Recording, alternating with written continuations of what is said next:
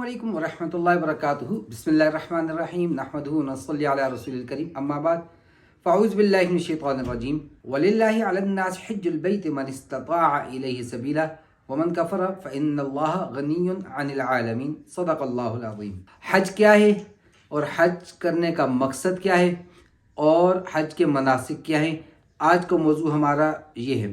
अल्लाह तबारक व तआला ने मुझे और आपको जितनी इबादत दी हैं, कुछ इबादत का ताल्लुक हमारी पूरी ज़िंदगी से है, कुछ रोज़ाना की तरतीब पर हैं, कुछ माहवार हैं, कुछ सालाना हैं और कोई पूरी ज़िंदगी में एक मरतबा। कलमा वो 24 घंटे की इबादत है, तो हर वक्त दिल में ईमान है कलमे की बदौलत, या कलमा है तो दिल में ईमान है, वही हमें उकसा रहा है सारी इबादत करने पर। और रोज़ाना 5 वक्त अल्लाह के हुजूर जाकर हाज़री लगाना, ये उस कलमे का एक असर ज़ाहिर हो रहा है। रोज़ाना की इबादत है, दूसरों की मदद करना, खिदमत खल्क़ करना, यस्सिरू वला तुअस्सिरू, लोगों के लिए आसानियाँ पैदा करना, मुश्किलें ना बनाना, रोज़ाना की इबादत के अंदर आ गया। अब चलिए जाइए सालाना पर। ज़कात अल्लाह तबारक व तआला ने मुझे और आपको अता कर दी, रमज़ान के रोज़े अता कर दिए। सालाना माली इबादत भी, जानी इबादत भी। अब जान की ज़कात क्या है, वो रोज़ा है। माल की ज़कात जो हम अदा करते हैं, जो उर्फ़ में मशहूर है। और एक इबादत ऐसी है जो इन सारी इबादत का निचोड़ खुलासा, इन सब को जमा करने वाली, वो है हज। पूरी ज़िंदगी में एक मरतबा हज करना फ़र्ज़ है। किस पर है? इस आयत करीमा में वलिल्लाहि अलन्नासि हिज्जुल बैत मन इस्तताअ इलैहि सबीला, तो अल्लाह के लिए लोगों पर यह फ़र्ज़ है जो शख्स इस्तिताअत रखता हो उसके रास्ते की। उसके रास्ते की इस्तिताअत से क्या मुराद है? जो हमने ज़कात के बाब में सारी बातें कहीं, साहिब निसाब होना, ये उसकी एलिजिबिलिटी क्राइटेरिया है। इस क्राइटेरिया के अंदर वो पूरा उतर गया। अब उसके अलावा हज के लिए मज़ीद आगे कुछ और शराइत भी हैं। मिसाल के तौर पर एक औरत है तो उसके सफ़र के लिए साथ महरम का होना बिल्कुल ज़रूरी है। अगर उसका महरम नहीं है, वो इस्तिताअत भी रखती है, अपना खर्च भी उठा सकती है, ज़ायद अला ज़रूरत उसके पास इतना सामान मौजूद है कि हज उस पर फ़र्ज़ है, अखराजात सफ़री अखराजात बर्दाश्त कर सकती है, पीछे अपने अहल अयाल के लिए 40 दिन 45 दिन जितने दिन का उसका स्टे है वहाँ पर, उतने दिन का नानफ़का घर छोड़ के जा सकती है, वहाँ जितने दिन रहने उसके खर्च अखराजात उठा सकती है। स्टिल उसके साथ अगर उसका महरम नहीं है तो मेरे भाई वो हज नहीं कर सकती। माजूर है, ऐसा माजूर नाबीना है, पाँव नहीं है, हेल्पर साथ नहीं है, तो ऐसे शख्स पर उज़्र शरई मौजूद है, हज नहीं है। सफ़र अमन वाला हो, रास्ता अमन वाला हो, डाकू दुश्मन ऐसे खूनख्वार जानवर ना हो कि जिनकी वजह से जान को ख़तरा हो। अगर इनमें से कोई बात पाई जाती है तो ये भी इस्तिताअत से खारिज हो गया, इस पर भी हज नहीं है। तो हज के लिए ये दीगर शराइत भी पाई जाएंगी, और सबसे बड़ी कि जितने दिन वहाँ स्टे कर रहे हैं। अमूमन हम लोगों की ज़िंदगियों में एक कमी कोताही ये भी है, हम अपना माहाना बजट नहीं बनाते, जिसकी वजह से हमें बड़ी डिस्टर्बेंस रहती है। हमें अब बजट चाहिए, हमारी जहाँ जहाँ से इनकम है पेज की एक साइड पे वो लिखें, जितने अखराजात हैं वो लिखें। कुछ चीज़ें हमारी बिल्कुल हर वक्त है, ग्रॉसरी है, दूध है, बच्चों की स्कूल के अखराजात हैं, बिल्स वगैरह है, ये तो हमारे पक्के हैं। इसके अलावा अयादत करनी है, कहीं सफ़र पे निकलना है, वो एक्स्ट्रा हमारे अखराजात हैं, उसकी मद में हम कुछ पैसे रख लेते हैं। अब ये जो रकम हमने हर महीने बनाया कि हमारे दूध, faeces, Billings, groceries, vegetables, meet, गोश्त, ये सब कुछ मिला जुला कर मिसाल देते हैं 2 बच्चे मियाँ बीवी 40,000 रुपये बन रहा है, तो एक महीने का 30 दिन का, अब वीज़ा आना जाना टोटल 45 दिन है, तो अब वो इसको कैलकुलेट कर ले, परसेंटेज लगा ले, तो पर डे उसका 1300 रुपये बन रहा है। तो 15 दिन के हिसाब से उतने पैसे घर में छोड़कर और इमरजेंसी के भी कुछ पैसे वहाँ घर में रखवा सकता है, या इतने दिनों का नान नफ़का जो अखराजात है, चीज़ें हैं, वो ला के रख दे और कुछ एक्स्ट्रा दे सकता है घर में, देकर फिर हज के लिए जाएगा। इस्तिताअत में ये आता है। तो हम लोग नहीं बनाते, पूछते हैं पता नहीं जी बस हिसाब का देने की था, कभी हिसाब नहीं किया। करो हिसाब भाई, हिसाब करो, ये ज़रूरत पड़ता है। तो हिसाब कीजिए, बजट बनाइए, पाँव उतने फैलाइए जितनी आपकी चादर हो, उससे आगे फिर आदमी के लिए ज़हमतें पैदा होना शुरू हो जाती हैं। तो मन इस्तिताअ का मफ़हूम हो गया।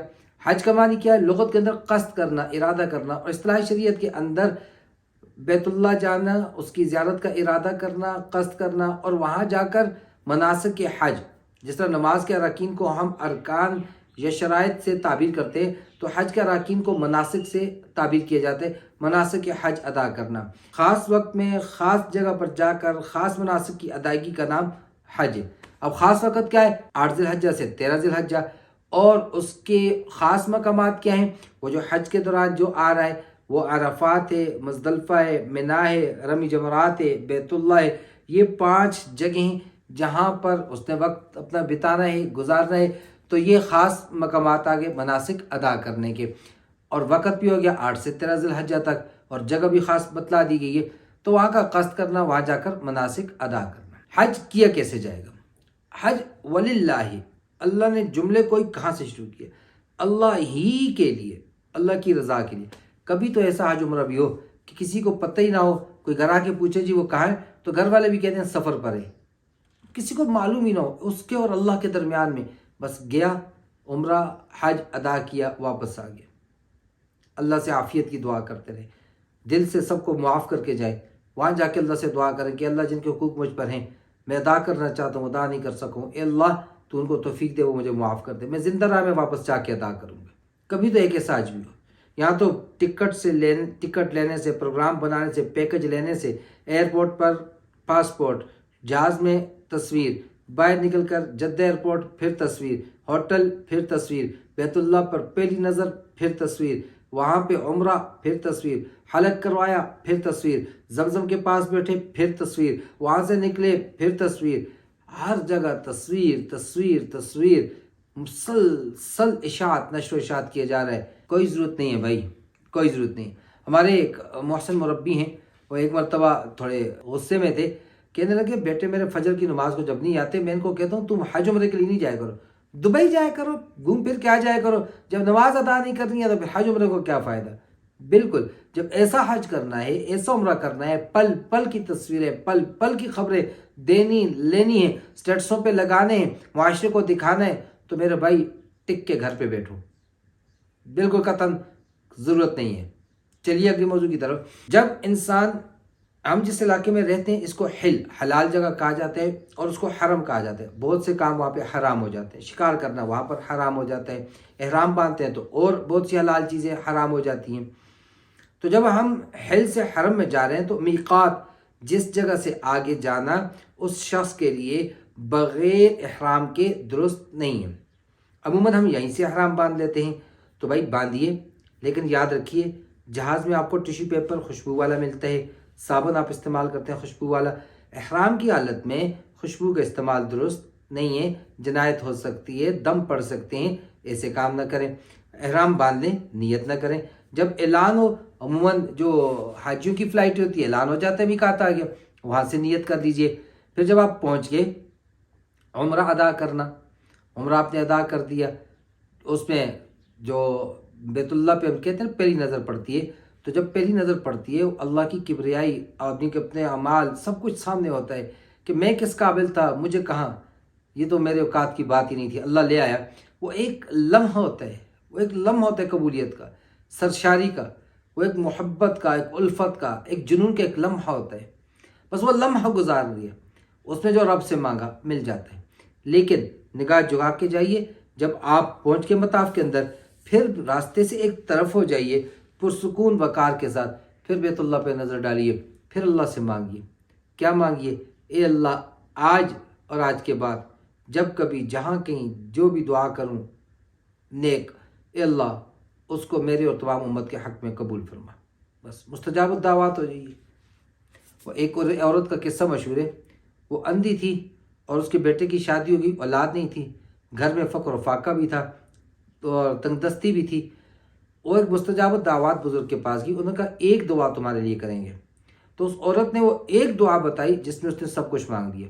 اس نے کہا حضرت بس میرے لیے دعا کیجئے کہ میں اپنے پوتے کو اپنی آنکھوں سے چاندی کے پیالے میں سونے کے چمچ سے کھاتا ہوا دیکھ لوں۔ بینائی مانگ لی، اولاد کی اولاد مانگ لی، سونے کا چمچ، مال و دولت بھی مانگ لیا۔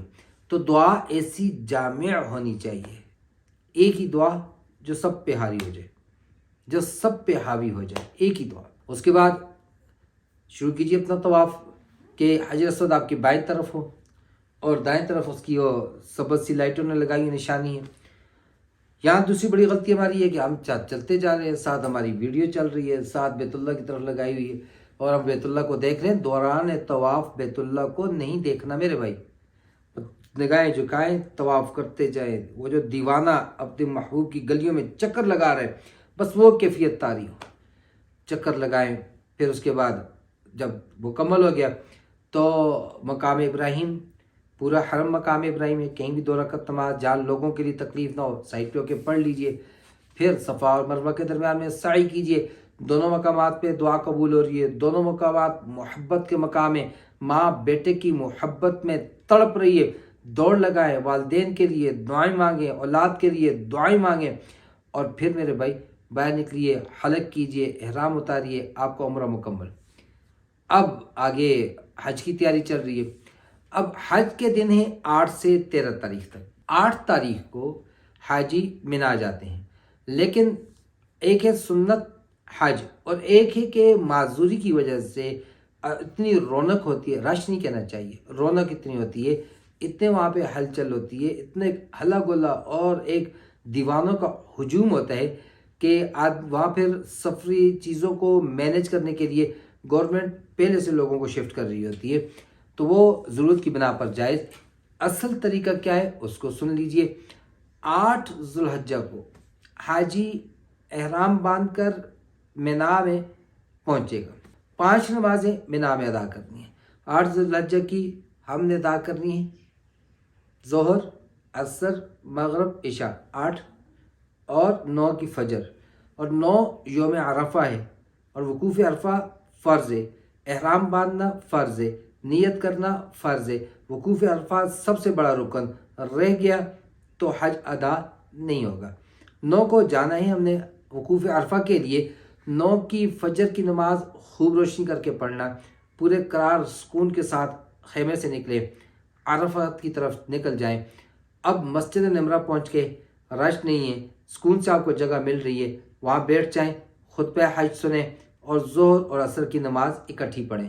جگہ نہیں ملی آپ اپنے چلے گئے خیمے کے اندر، وہاں ظہر اور عصر کی نماز اپنے اپنے وقت میں ادا کی جائے گی۔ اب ظہر اور عصر کی اکٹھی پڑھی یا اپنی اپنی الگ الگ پڑھی، اصل کیا ہے کہ آپ صلی اللہ تعالی وسلم دعا فرما رہے ہیں اور آپ کا سر عاجزی سے جاگ کر کوہان کے ساتھ لگ رہا ہے، تو آپ خوب باہر نکلیں، خیموں سے باہر نکلیں، اس گرمی میں کھڑے ہوں، اس رب کو دکھائیے تیری محبت میں آیا ہوں، تیرے لیے آیا ہوں۔ تو وہاں پہ کھڑے ہو کر خوب رو کر، خوب عاجزی کے ساتھ گڑ گڑا کر، اپنے گناہوں کے استحضار کے ساتھ اللہ کی رحمت پہ نظر رکھتے ہوئے مانگیں۔ یہ وہ دن ہے کہ جب پہاڑوں پر شیطان چیخ رہا ہوتا ہے آج ہی میرے ہاتھ سے نکل گئے۔ یہ وہ دن ہے کہ جس وقت شام کو سورج غروب ہوتا ہے تو حاجیوں کے گناہوں کو لے کے ڈوبتا ہے۔ اس دن کی عظمت، اس مقام کی عظمت، اس عمل کی عظمت دل میں رکھ کر خدا کو راضی کیجئے، مانگ کے راضی کیجئے، لے لیجئے جو کچھ لینا ہے، اور مغرب تک وہاں ٹھہرنا ہے، مغرب کی نماز نہیں پڑھنی۔ جب مغرب سورج غروب ہو گیا، اب 9 تاریخ کو یہاں سے ہم واپس چلیں گے مزدلفہ کی طرف۔ اب مزدلفہ کو آپ جس وقت بھی پہنچتے ہیں، وہ خواہ آپ 2 بجے رات کو پہنچے، 3 بجے پہنچے، کوئی قید نہیں، لوگوں کے لیے تکلیف نہ بنائیں، ہجوم کے اندر نہ چلیں، راستے کے ایک طرف سے چلیں، اپنے ساتھ اسباب کم سے کم لائیں، مال و متاع، کھانے پینے، یہ چیزیں کم سے کم لائیں۔ کم کھائیں گے، کم رفع حاجت کے لیے جائیں گے، کم آپ کو اپنی ذاتی تقاضوں کے لیے جانا پڑے گا، اللہ سے مانگنے کا وقت، اللہ سے لینے کا وقت زیادہ ملے گا۔ اب چلے جائیں، جب آپ پہنچ گئے مسجد مشعر حرام کے پاس، مزدلفہ میں آپ پہنچ کے وہاں مغرب عشاء کی نماز اکٹھی پڑھنی ہے۔ مسجد نمرہ کے اندر عرفات میں ہم نے ظہر عصر اکٹھی پڑھی، مغرب عشاء ہم نے 9 ذی الحجہ کو رات کو وقوف عرفہ کے بعد جا کر ہم نے اکٹھی پڑھ لی۔ فجر کی نماز پڑھ لی، فجر کی نماز کے بعد وہیں سے کنکریاں، چھوٹی کنکریاں لینی ہیں، تراڑے نہیں لینی ہیں، چپلیں نہیں مارنی شیطان کو، کنکریاں لینی ہیں مسور کی دال کے برابر، چنے کی دال کے برابر کنکریاں۔ وہاں سے آپ دن گن لیجئے کتنے دن آپ نے، 13 تاریخ تک، یعنی 10 کو آپ نے مارنی ہے، 11، 12، 13، 4 دن ہیں آپ کے، اور 7 7 7 21 21 چوک 84 84 کنکریاں گن کے لے لیجئے۔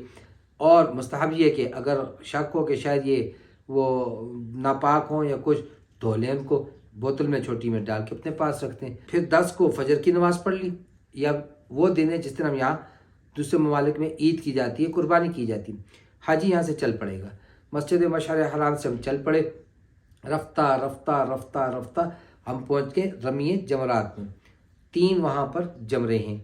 اب ان تینوں میں کنکری کوشش کیجئے جیسے ہی شروع ہوتے ہیں، اس طرح سے ٹائپ کی وہ شکل ہے، تو یہاں سے شروع ہو رہے آپ چلتے جائیں، جب اینڈ پہ پہنچے وہاں رش بالکل نہیں ہے، پرسکون ہو کر ماریں۔ جو کنکری زور سے ماریں گے وہ لگ کے واپس آئے گی، وہ قبول نہیں ہے۔ اور نیچے ماریں وہ ایک نشاندہی ہے، اس جگہ میں اس خبیث نے، اس شیطان نے ابراہیم علیہ السلام کو ورغلانے کی کوشش کی تھی۔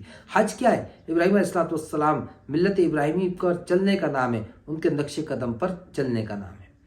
تو ہم نے شیطان کو نہیں، اپنے نفس امارہ کو کنکر مار رہے ہیں۔ اگر وہ کنکر میں اپنے آپ کو ماروں تو کس زور سے ماروں گا؟ پر اس ترتیب سے دعا پڑھتے ہوئے مارتے جائیں نیچے کی طرف، تہ کی طرف، اور تینوں پہ مار دی، پھر واپس ہو جائے۔ اب رمی کرنے کے بعد اگلے سٹیپ ترتیب سے، پھر وہ کون سے ہیں؟